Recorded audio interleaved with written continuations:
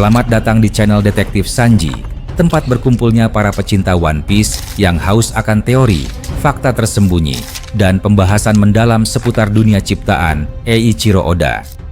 Di sini, kami tidak hanya mengikuti alur cerita, tapi juga menganalisis setiap petunjuk, menghubungkan fakta-fakta kecil yang sering terlewat, dan mencoba memecahkan misteri besar seperti siapa Joy Boy sebenarnya, apa tujuan sejati pemerintah dunia, hingga sejarah abad kekosongan yang selama ini ditutupi. Setiap video di channel ini disusun dengan riset yang mendalam, sudut pandang kritis, dan tentunya semangat nakama sejati.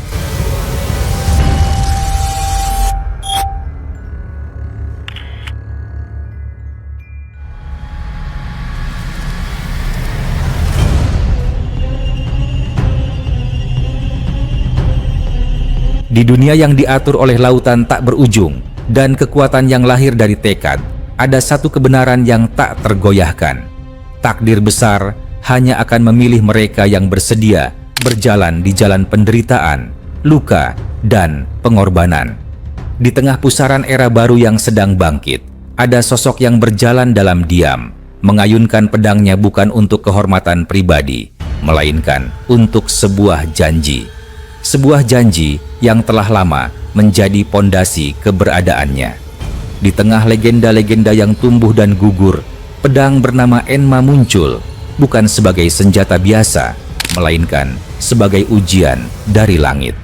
Pedang tersebut pertama kali diperkenalkan di Wano dalam chapter 955, membawa serta aura mistis yang langsung membedakannya dari pedang-pedang lain dalam dunia One Piece.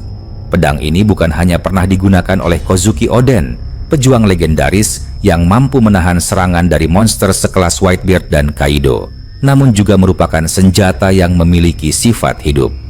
Tenguyama Hitetsu menjelaskan bahwa Enma bukanlah pedang biasa yang bisa digunakan sesuka hati. Ia menyerap haki pemiliknya, bukan karena cacat produksi, tetapi karena itulah hakikatnya. Pedang ini menuntut penaklukan, bukan pemakaian.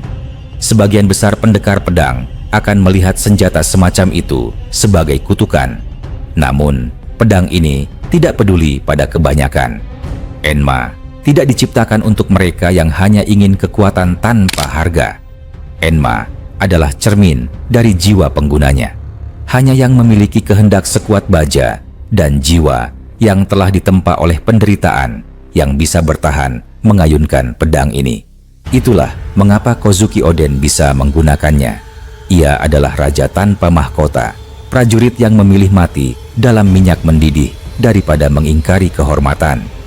Ketika pendekar dari East Blue Zoro menerima Enma sebagai ganti Shusui, dunia belum menyadari bahwa langkah itu akan mengubah jalannya sejarah. Itu bukan sekadar pertukaran senjata, melainkan penerimaan atas beban sejarah yang tak pernah selesai dituliskan. Sejak saat itu, Enma menjadi ujian yang terus menggerogoti tubuh dan jiwa Zoro, menyerap hakinya dalam jumlah besar, memaksanya menyeimbangkan antara kehancuran dan pengendalian. Dan disinilah letak keajaibannya. Enma tidak ingin ditaklukkan, ia ingin disatujiwakan. Pada bab 1033 memperlihatkan titik kulminasi hubungan antara pedang dan penggunanya. Dalam pertarungan melawan King, Zoro hampir kehilangan kendali karena penarikan haki yang brutal. Namun, alih-alih melawan arus kekuatan itu, ia membiarkan dirinya menyatu. Ia berhenti menahan. Ia berhenti mempertanyakan. Ia menyerah bukan karena kalah, tetapi karena percaya. Dan pada momen itulah, Enma mulai berubah. Seolah pedang itu telah lama menunggu ketulusan yang bukan berasal dari ego, melainkan dari kehendak sejati. Dalam chapter yang sama, muncul kenangan masa kecil tentang seorang lelaki tua yang kelak diketahui sebagai kakek yang mengajarkan bahwa haki tidak bisa diperoleh dengan latihan semata. Ia tumbuh dari pengalaman, dari rasa sakit, dari tekad untuk terus melangkah meski semua hal di dunia mencoba menghentikan. Enma adalah manifestasi dari prinsip itu. Sebuah pedang yang menuntut lebih dari sekadar keterampilan. Ia mencari kehendak yang dapat menantang takdir. Dan disitulah hubungan antara Enma dan Houshoku Haki, Haki Raja, menjadi jelas. Enma mungkin hanya bisa mengeluarkan kekuatan penuhnya jika digunakan oleh seseorang yang memiliki haki penakluk dan bukan jenis biasa, tetapi versi tingkat lanjutnya yang dapat melukai tanpa menyentuh, menghancurkan hanya dengan kehadiran. Ketika Zoro akhirnya mengalahkan King di chapter 1035, visual efek yang muncul sangat mirip dengan apa yang terjadi saat Luffy melawan Kaido. Kilatan hitam, letupan energi, tekanan yang menggetarkan udara.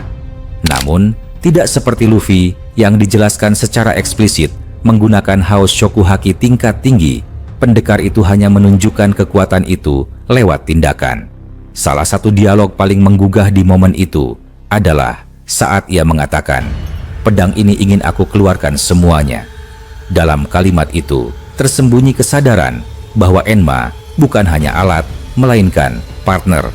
Dan pada saat itu, hubungan antara pendekar dan pedangnya berubah secara permanen.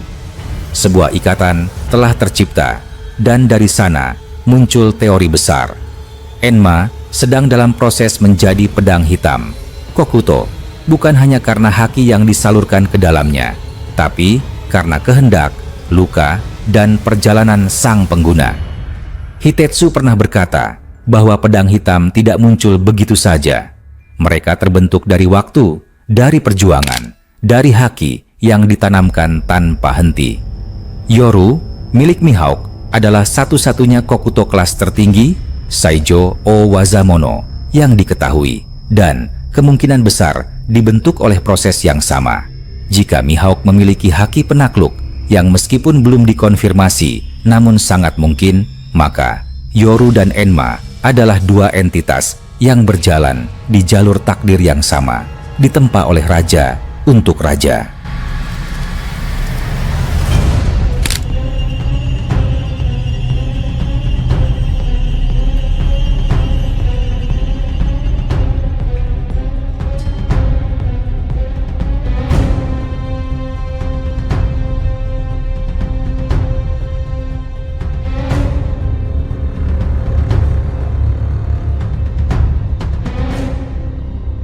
Namun, Enma punya sesuatu yang Yoru tidak punya, kehendak sendiri. Enma memilih, dan pilihan itu jatuh kepada pendekar yang tidak pernah menginginkan mahkota, tapi bersedia mati demi janji. Jika benar Enma menjadi pedang hitam di akhir perjalanan ini, maka ia tidak hanya akan setara dengan Yoru, ia mungkin akan melampauinya. Elbaf, negeri raksasa tempat mitologi dilestarikan dalam cerita rakyat, bisa menjadi panggung penobatan pedang ini. Di tanah tempat kekuatan dan kehormatan dihormati, mungkin ada sesepuh yang mengenali asal logam Enma, atau bahkan pernah menyaksikan Oden mengayunkannya dalam pertempuran kuno. Mungkin Enma dibuat dari logam khusus yang terhubung dengan harta Elbaf, atau bahkan bagian dari teknologi kuno yang berakar pada abad kekosongan, Void Century. Jika Joy Boy, tokoh misterius dari masa lalu, memiliki koneksi dengan semua budaya kuno, maka bukan tidak mungkin Enma adalah bagian dari warisan tersebut, sebuah simbol kehendak yang diwariskan. Lebih jauh lagi, pertempuran melawan King mengungkapkan fakta bahwa King berasal dari ras Lunarian, makhluk legendaris dengan nyala api abadi. Ketika King bertanya, apa yang membuat pedang terbaik? Jawabannya datang dari tempat terdalam hati seorang pendekar, kehendak pengguna. Di sini, One Piece mengajarkan bahwa kekuatan sejati tidak datang dari material, teknik, atau nama besar, tapi dari hubungan antara pedang dan jiwa penggunanya. Enma adalah pengejawantahan prinsip itu. Pedang ini tidak tunduk pada siapapun, kecuali pada jiwa yang terbakar, seperti api abadi.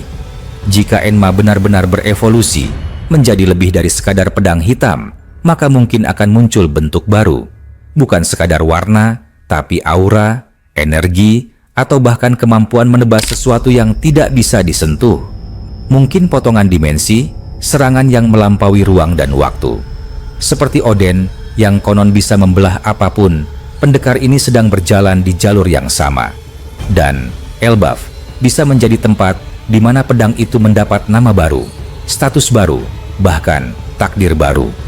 Mungkin akan muncul musuh dari masa lalu Enma, seseorang yang punya hubungan dengan pandai besi yang menempa pedang tersebut, atau mungkin mantan pengguna yang telah jatuh ke dalam kegelapan.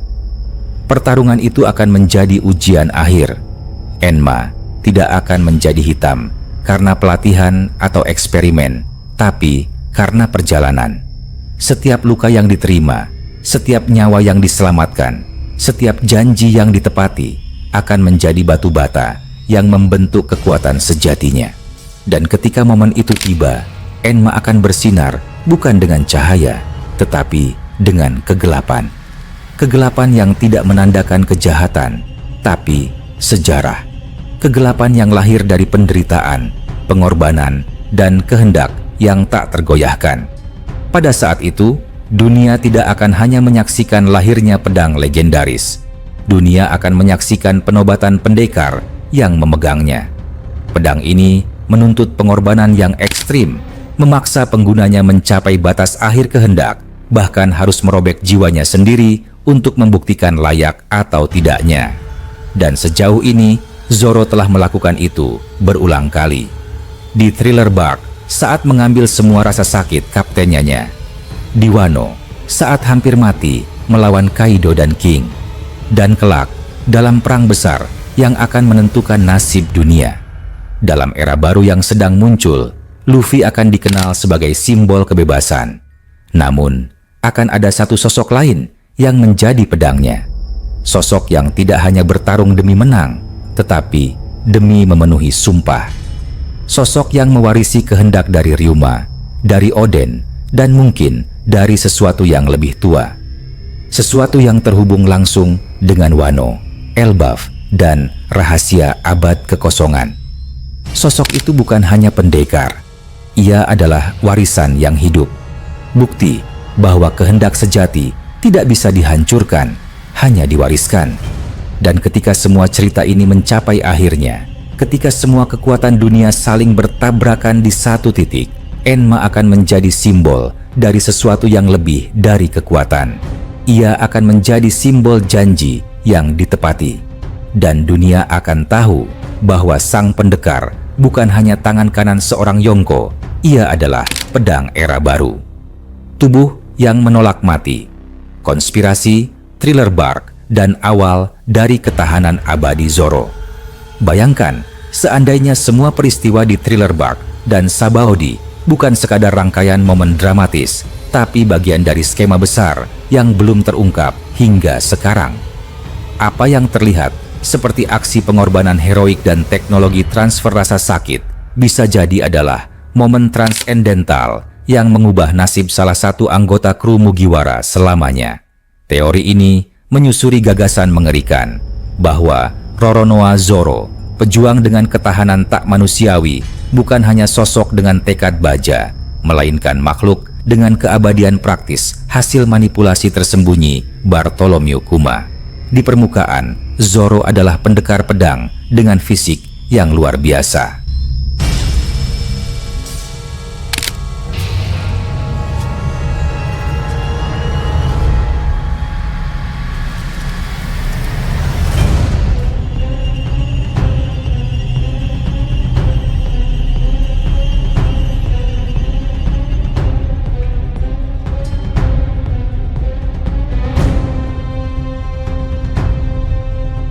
Namun ada momen-momen tertentu dalam perjalanan bajak laut topi jerami yang menimbulkan tanda tanya. Bagaimana tubuh manusia biasa mampu bangkit dari kondisi yang bahkan pengguna buah iblis sekalipun akan menyerah?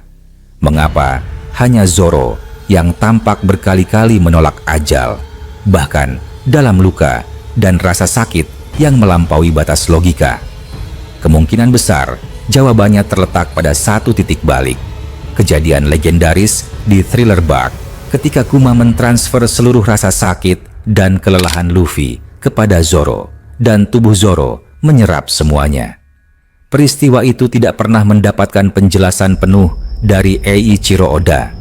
Tidak ada rincian teknis atau logika sistem kekuatan yang mengurai bagaimana seorang manusia bisa menahan begitu banyak penderitaan tanpa tewas seketika. Itulah celah tempat teori ini hidup. Rasa sakit itu tidak hanya ditanggung, ia membentuk ulang tubuh dan jiwa Zoro.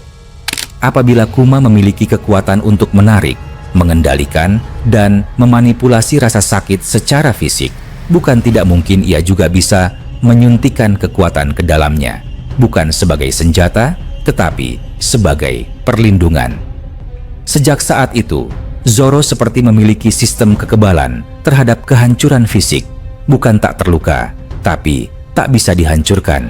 Jejak keanehan ini mulai terlihat konsisten sejak peristiwa tersebut.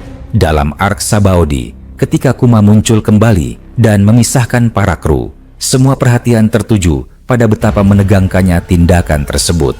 Namun, sebagian besar lupa bahwa ini adalah kedua kalinya Kuma berinteraksi langsung dengan Zoro.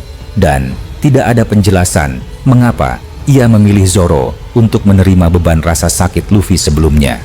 Apakah itu sekadar keputusan logis karena Zoro adalah prajurit paling tangguh dalam kru? Atau justru karena Kuma melihat potensi untuk menjadikan Zoro wadah dari sesuatu yang lebih besar? Lompatan waktu 2 tahun selama time skip semakin memperkuat dugaan ini. Zoro berlatih dengan Mihawk, benar. Tapi tidak pernah dijelaskan bagaimana ia bisa pulih dari luka sedalam itu hanya dengan waktu terbatas. Lebih dari itu, dalam pertarungan melawan Pika, Kamazo, King, bahkan Kaido, tubuh Zoro berkali-kali menunjukkan pola yang sama. Mengalami luka luar biasa, namun tetap berdiri, seolah ada mekanisme lain yang mencegahnya jatuh secara permanen. Seperti mesin tempur yang disokong oleh energi cadangan tak terlihat, Zoro melampaui batas tubuh manusiawi setiap kali berada di ujung tanduk. Ada garis yang menghubungkan momen-momen ini, keberadaan rasa sakit, pengorbanan, dan peran Zoro sebagai pelindung diam-diam Luffy. Teori ini berpendapat bahwa Kuma menanamkan semacam jiwa kedua, bukan dalam arti harfiah, tetapi sebagai kekuatan yang dapat menyerap rasa sakit dan mengubahnya menjadi bahan bakar bertahan hidup. Zoro tidak menjadi abadi dalam artian tradisional. Ia tetap berdarah, tetap bisa terluka, tetapi tidak pernah sepenuhnya hancur. Setiap rasa sakit hanya memperkuatnya. Kuma bukan hanya pengguna kekuatan buah iblis biasa. Ia adalah cyborg pasifista yang terlibat dalam revolusi. Pemahamannya tentang penderitaan dan sistem tubuh manusia mungkin jauh melampaui apa yang dibayangkan. Jika teori ini benar, maka kekuatan itu bukanlah bagian dari buah iblisnya, melainkan hasil teknologi dan pemahaman mendalam tentang jiwa manusia. Zoro bukan hanya prajurit, ia adalah media eksperimen tertinggi bagi Kuma untuk menciptakan bentuk baru dari ketahanan, sebuah keabadian diam-diam, bentuk perlindungan tertinggi terhadap kehancuran. Dan mengapa Zoro? Pertanyaannya bukan siapa yang paling kuat, tapi siapa yang paling layak. Dalam kru topi Jeremy, Zoro dikenal paling setia, paling bersedia mengorbankan segalanya demi sang kapten. Tidak ada yang bisa dipasangi beban jiwa Luffy selain dia. Kuma, sebagai mantan revolusioner, mungkin melihat ini sebagai peluang untuk meninggalkan warisan diam-diam, menciptakan pelindung abadi bagi sosok yang diyakininya akan mengguncang dunia, Monkey D. Luffy. Dalam pertarungan melawan Kaido di Onigashima, Zoro melawan Raja Binatang Buas tanpa tanda-tanda menyerah, meski tubuhnya hampir lumpuh. Serangan gila Kaido bisa menghancurkan lawan sekelas supernova dalam satu pukulan. Namun, Zoro berdiri, bahkan setelah menerima luka yang seharusnya membunuhnya. Lebih jauh lagi, ketika kembali ke medan pertempuran, setelah menerima suntikan, tubuh Zoro tampak pulih secara tak masuk akal.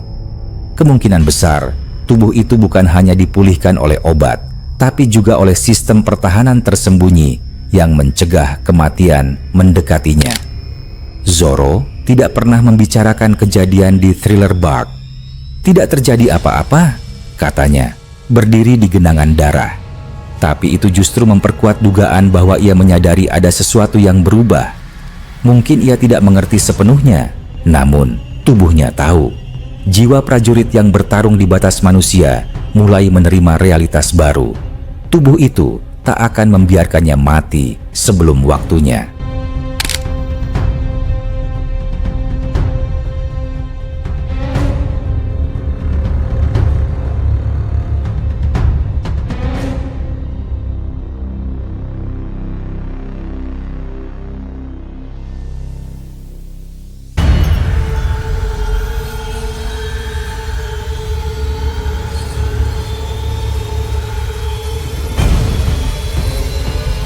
Teori ini bukan klaim bahwa Zoro tidak bisa mati. Justru sebaliknya, ia hidup dalam rasa sakit, merasakan penderitaan dalam setiap luka, tetapi tidak pernah tunduk pada kematian.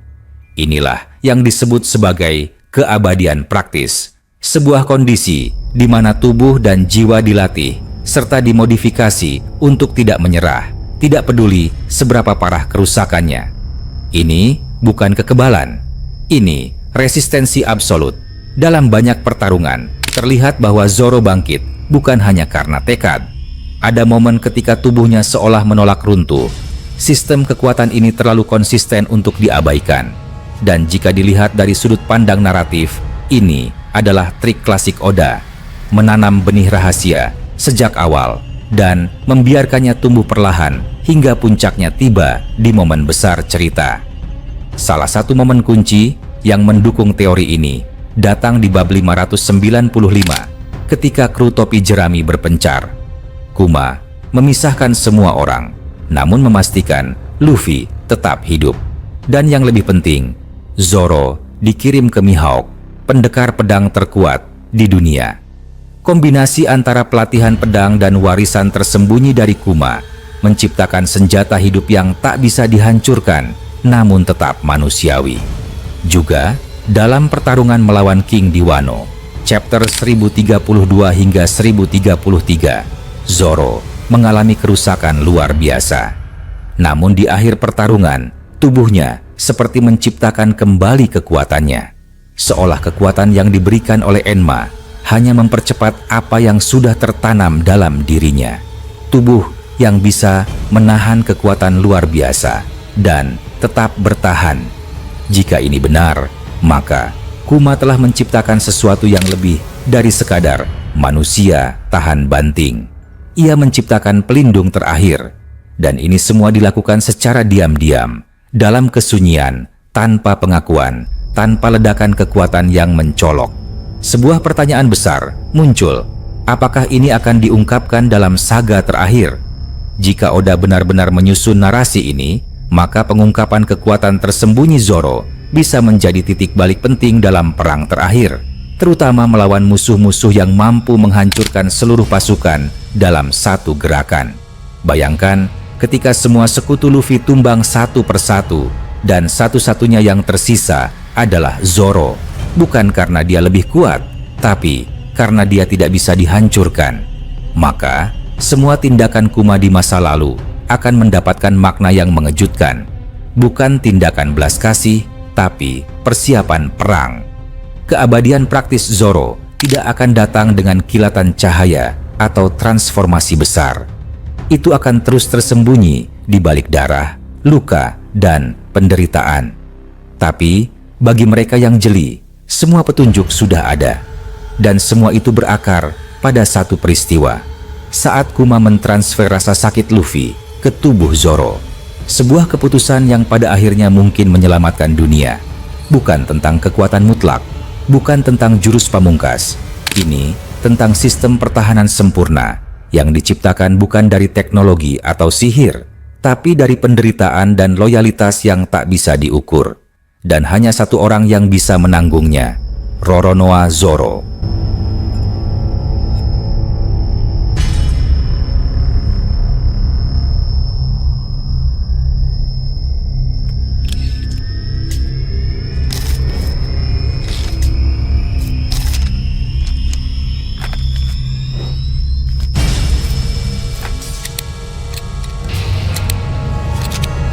Terima kasih sudah menyaksikan video ini sampai selesai. Kalau kalian menikmati konten ini, jangan lupa klik tombol like, tinggalkan komentar di bawah. karena semua teori dari kalian juga sangat berarti dan bisa jadi bahan diskusi di video berikutnya.